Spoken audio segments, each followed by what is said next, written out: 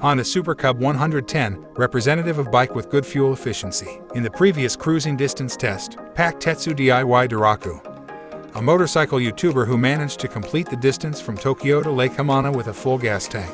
This time, apart from choosing the path to achieve low fuel consumption, he will also try to further improve fuel efficiency by designing the driving way. Despite the full normal condition that does not use oil or special parts, it achieves different dimensional values. In the cruising test, he ran 293.9 kilometers and his fuel consumption was 71.68 kilometers per liter. It's true that he drives in all kinds of situations, and even though he's not eco-driving conscious, it's honestly surprising to beat records so easily. When he monitored the average fuel consumption on the meter after walking about half the expected path, we were all blown away to see him. No way, it's 99.9 kilometers per liter. No longer. The result is that by traveling a distance of 97.5 kilometers, the amount of fuel is only 1.01 liters. That's so amazing.